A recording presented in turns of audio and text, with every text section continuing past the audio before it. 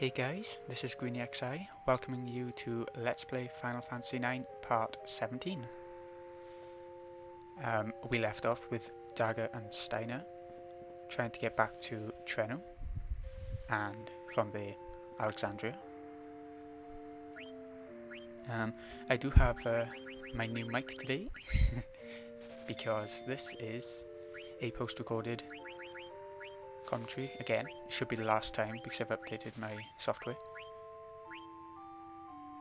So yeah, should be fun. I hope there's less of that background noise, sort of staticky noise.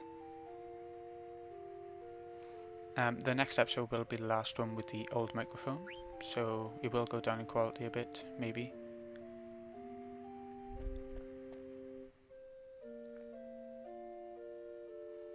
Okay, so they're now on the train, ready to head off to Treno.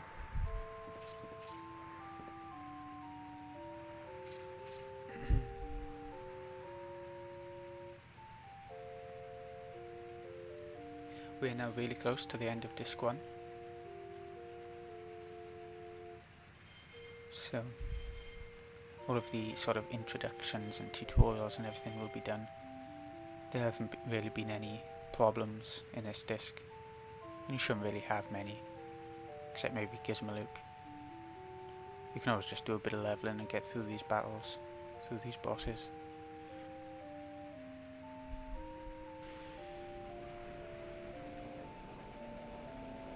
That's pretty much the case for the second disc too. It's the third disc where things start to get a bit tougher, I find.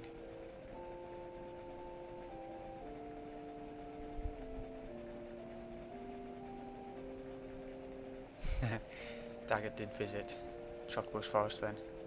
She was the ugly girl that the Moogle said.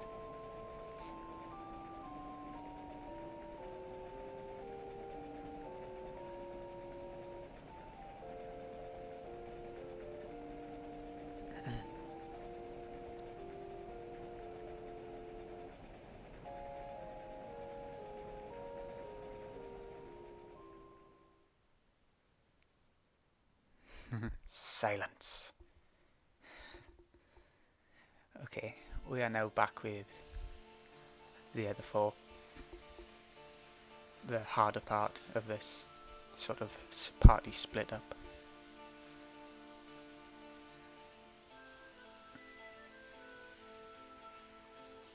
Another dead Burmesian soldier. How sad. I think Gizmaluk is supposed to be dead now, so I guess it's just a grotto. I mean, it doesn't show him again.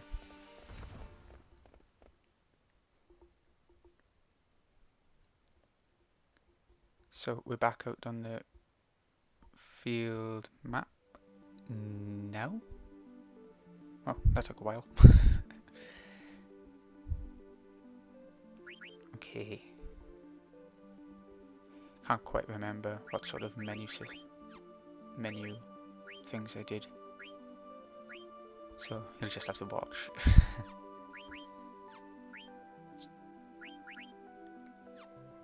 Okay, we'll teach Vivi Insomniac so he doesn't get put to sleep.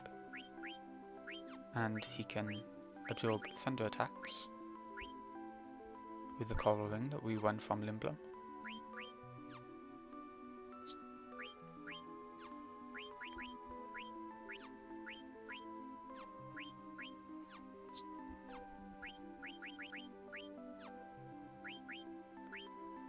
Current learning level up with Freya, although we won't equip it unless we're in a level grinding area, which will probably be when I'm off screen.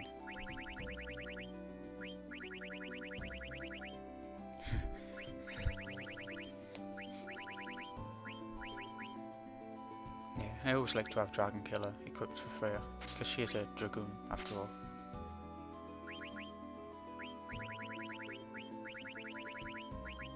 She's not the most powerful party member you can have, but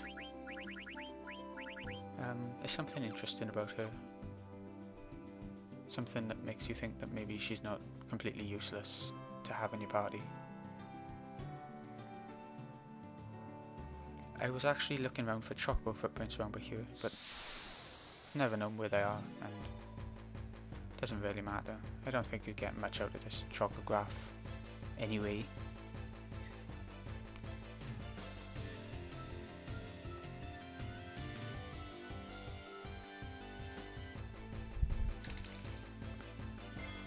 Okay, skeleton from inside Gizmo's grotto.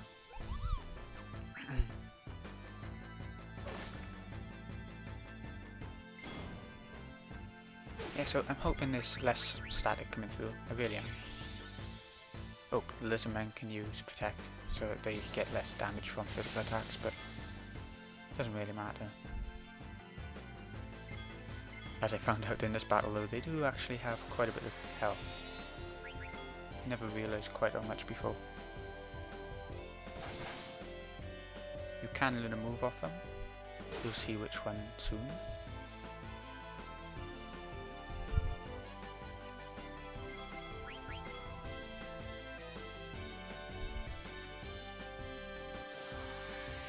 Don't worry, it's not really long like with the Iron Knight. We actually missed a move in Q's Marsh, sorry. It's called Frog Drop, and depending on the amount of frogs that we've caught and eaten in the marsh as that side quest sort of thing, it deals a different amount of damage. Ah, there we go. Then level 3 defense less. So enemies with a multiple level of 3, like level 3, 6, 9, 12, so on, will have their defense reduced, and it spreads across all the enemies, I think. I don't really find it all that useful, but maybe it could be good for some bosses, some tough bosses. Maybe. Okay, in this video I actually found an arch which I don't think I've ever seen before. I always skip ahead, I can't quite turn the camera that way, probably, in other playthroughs.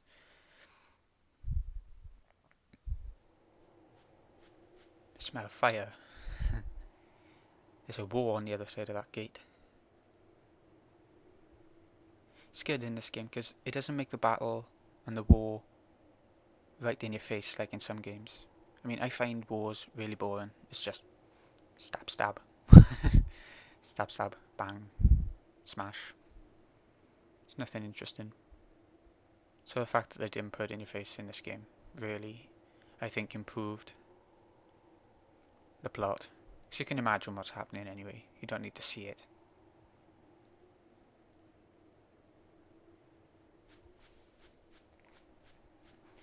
Okay, these treasure chests are nothing brilliant, but they're pretty good, you know, worth getting.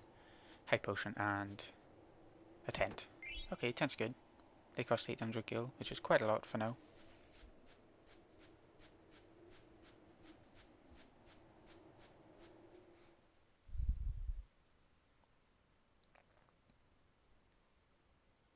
Philippe.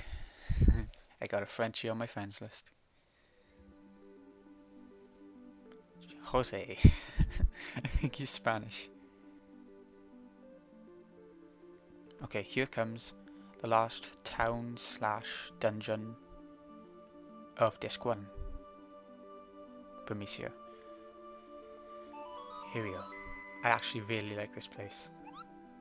It's rainy, it's dismal, it's damp, but the music and different little things lying around makes it really interesting in the same way that Gizmo's Grotto was interesting. You know, I think this is the first time they've used effects like this on the world map on a Final Fantasy game. I don't think they ever had weather conditions or things like that as soon as you go close to a certain area. I mean, it's nothing too impressive. I mean, in Ocarina of Time, Zelda, whenever you got close to Hyrule Castle, when you were an adult, it went really dark and everything, so it's nothing new, but it is interesting to see.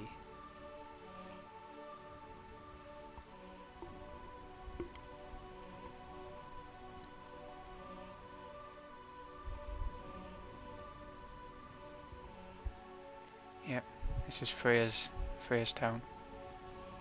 We have to try and save it as best as we can.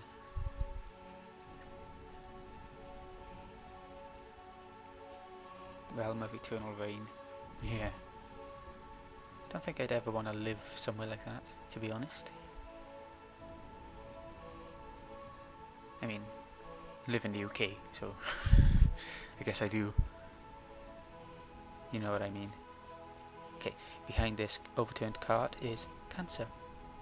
I've received cancer.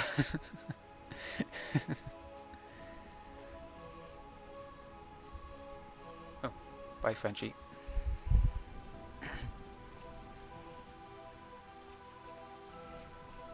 And there we go, we have Zone and Thorn here.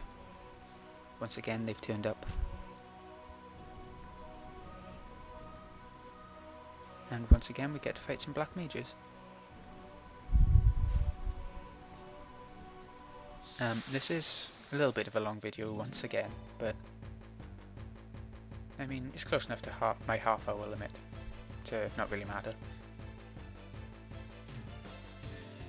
And you can always, you know, see what time on the video you're at and go off, do something else and come back and resume from that time with YouTube, so it's not much of a problem.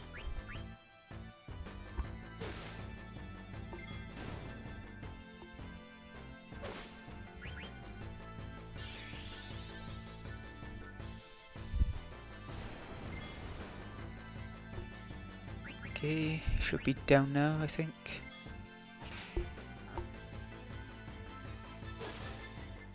Yep.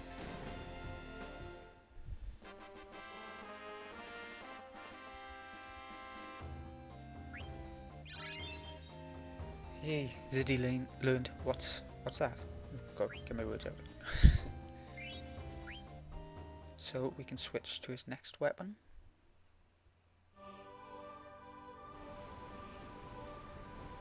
In a moment.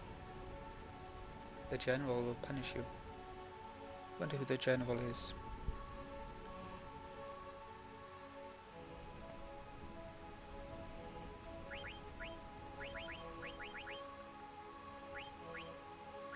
Okay, next weapon has Soul Blade, which when you use it, it uses the status effect of your current weapon, which is darkness, on the enemy, so it can blind enemies. It won't do any damage like a normal attack though, but there's more chance of it happening, and it does use up a bit of MP, so look out for that.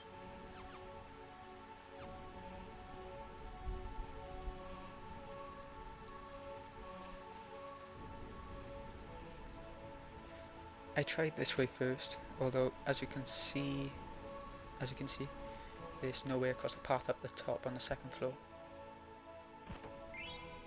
Softs you should need quite a few of in this area, because there are some enemies which pop up quite often that petrify your characters.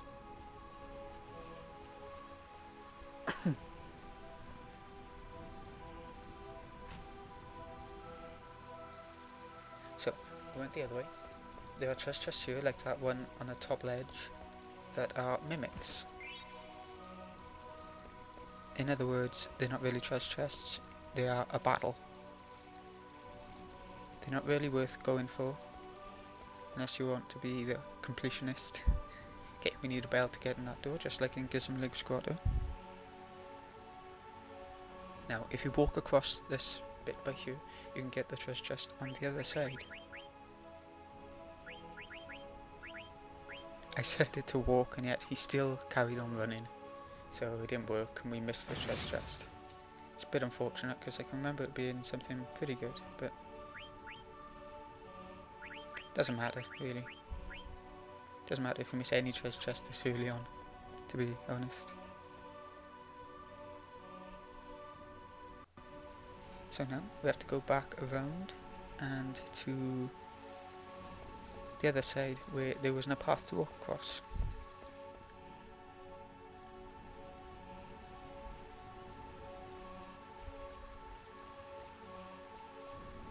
Please guys, if I am talking too quiet or too loud, give me a comment, give me a message.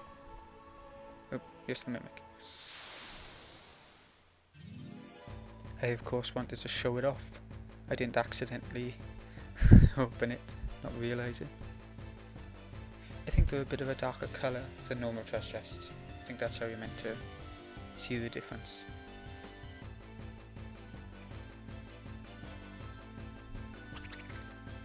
Call on me.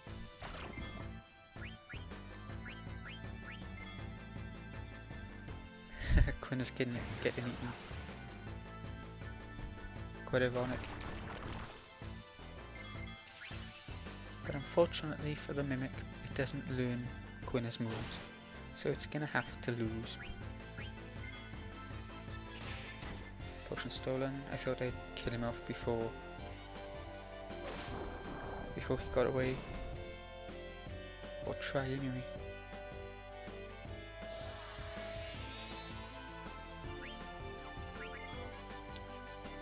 Never mind.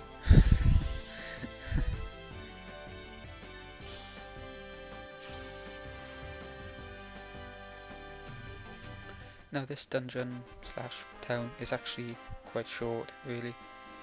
I think it's meant to be the enemies that pick up the amount of time that you spend here.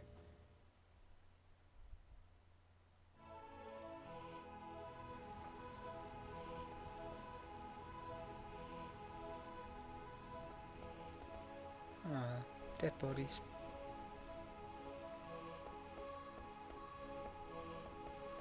I really thought there was treasure chest by there, but apparently not.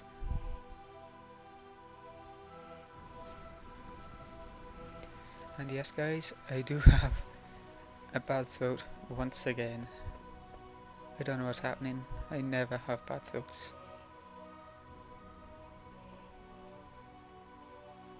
Maybe I'm losing my voice from talking to you guys too much.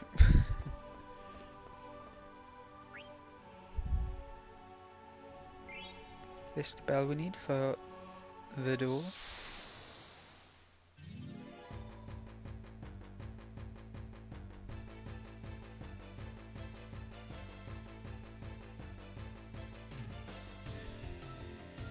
Right, these are the enemies that can petrify you. They give you 10 seconds to kill them, and yeah, if you don't do it by then the character gets petrified and doesn't do any XP or anything unless you use a soft. Or Angel Snack with Quinna. They're probably the only options you've got to get rid of Petrify right now. Or Remedy, but there's no point wasting a Remedy on a petrified character. Unless you have nothing else.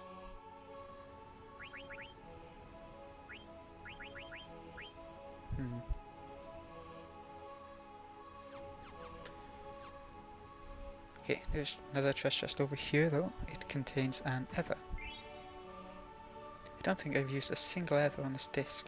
It's quite shocking.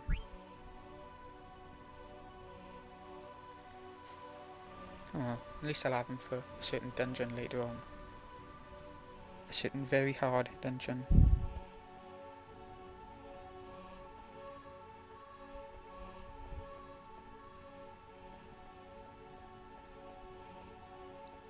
You know, this has always been seen as one of the more Marmite-y Final Fantasy games. Either you love it or hate it. I don't really see how you can hate it if you're a Final Fantasy fan. It's got so much fan service and it's got some of the best characters in the game, the best story, some of the best music. I don't know, it must just be a feel rather than hating it for the content. Or maybe it's because each character has their own class in this one, unlike a few of the past games. You are forced to have each character as the black mage or the white mage. You can't switch their jobs or classes. That might be why. I personally prefer it like that. I prefer to be told what to do with each character. Because then you can't muck up with them. Okay, Quinn learned magic hammer back there, which reduces the enemy's MP. I personally don't think I've ever used it because bosses normally have a lot of MP anyway, so if you use magic hammer, it doesn't really make a difference. Could be handy on some bosses. There might be a boss which is specifically made for the magic hammer move. I don't know.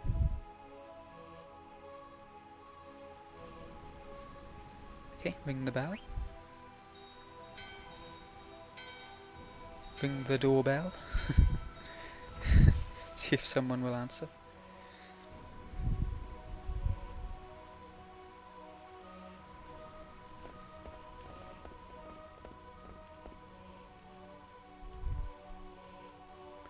Yeah, palace is coming up now. It's quite sad, really. Imagine your hometown being completely destroyed like this.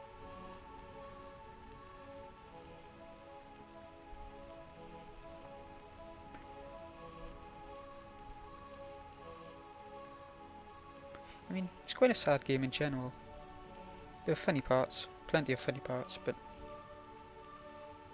most of the story revolves around the negative events that happen. I guess that would be the case with a game about war some of the time.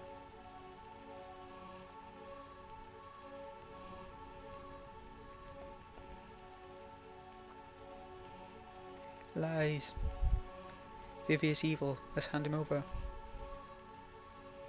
Stabby stabby.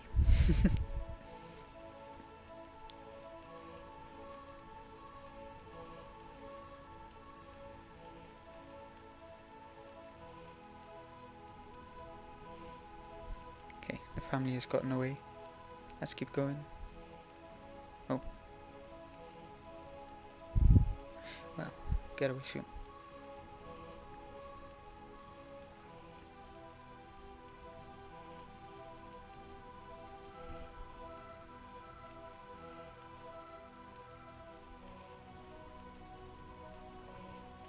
Okay, now we can carry on.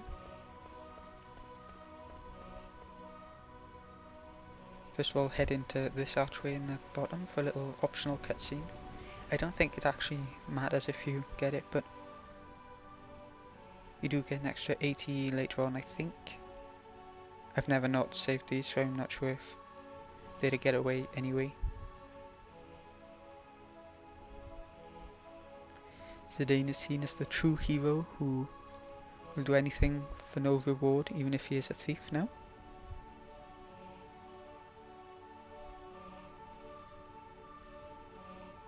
Please be a healthy child. Remember this bit.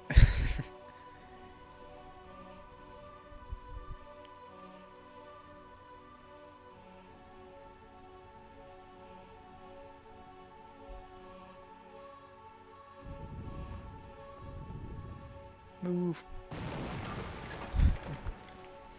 That was close.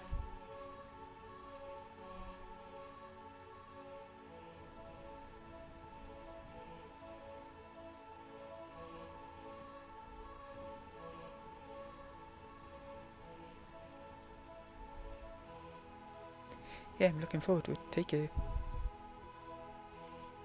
Okay, that's that little scene done. Battle again.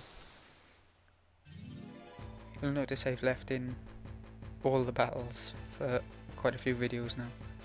I just they're not taking up too much time, so it seems okay to leave them in.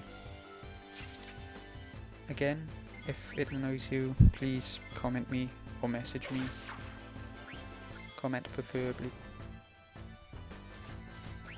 I do need to know, or I won't know to change.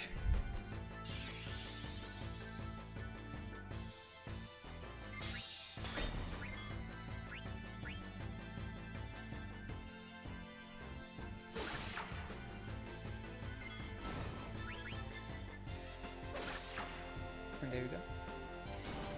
You can tell we're a pretty good level for this area, because the enemies are going down so quick. Even these enemies who I normally find take a few hits before going down, but they're going down pretty quick now. I found that going in this right door actually leads to nothing. It's completely pointless. So don't bother. We should go across here, go in this archway. And now there's a mimic in this room. I can't quite remember which one, but I was the brave man to open both treasure chests. The mimic must be the one when you follow this path at the back by there. If it's not, then I've missed the treasure chest, which is quite useless anyway. Going left door first by here, it's a good item room. It's a good upgrade for Freya. That'll be one ugly baby. Okay. Rat face. Giant body. Oh my.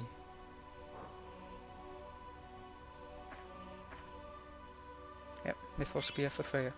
We won't change it yet because she's still learning Dragon Killer from the first spear.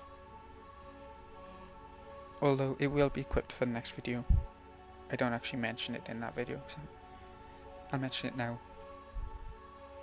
Because I'm actually doing this post-recording of this video after I've done the proper recording of the next video. If that makes sense. Yep, that next spear will teach Reese's Wind, or Ray's Wind, or whatever, which puts regen on every character, which is like the opposite of poison. It gradually heals your characters.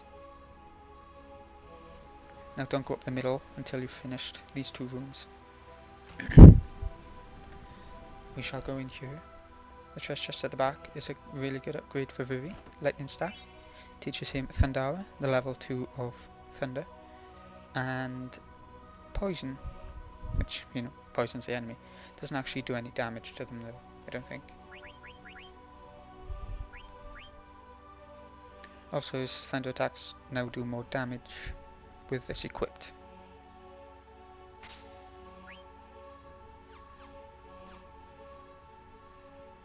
Here's Stulskin. Soft high potion and nether for 333 gil. It might not be a brilliant deal right now. It's pretty good, you know. It's worth getting.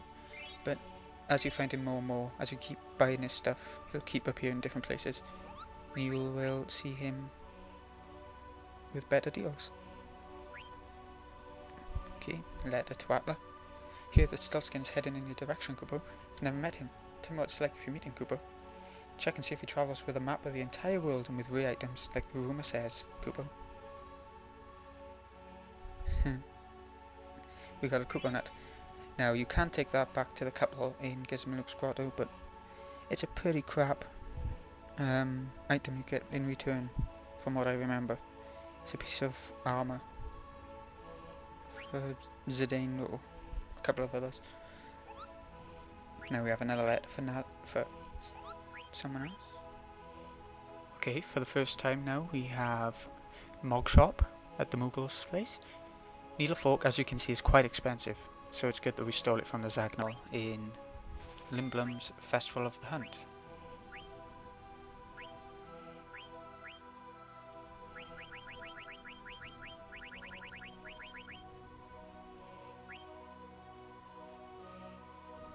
But I got a few bronze vests. 2 barbets, one for Freya, one for Steiner. Even though we can't see if it upgrades him or not, I'm pretty sure it would. So Magus hats, they only teach slow, but you know, better stats.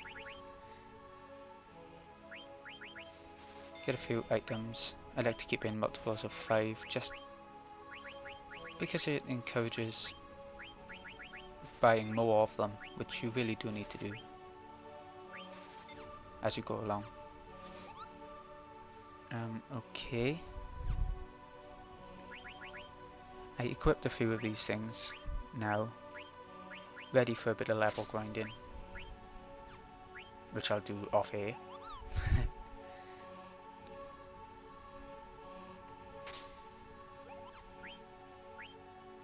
And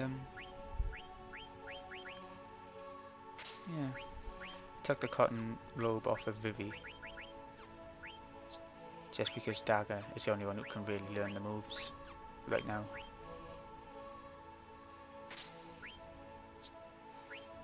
Put it on Quina, just for now, until we get to the boss. Never mind. Ignore that completely.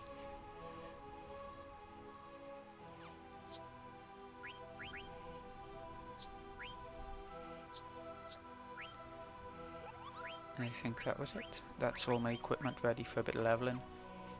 It will be changed again for the boss. I'll be doing that off of the video as well.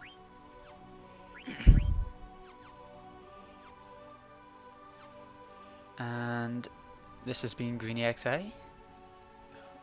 Hoping you have enjoyed the video. I shall see you again real soon.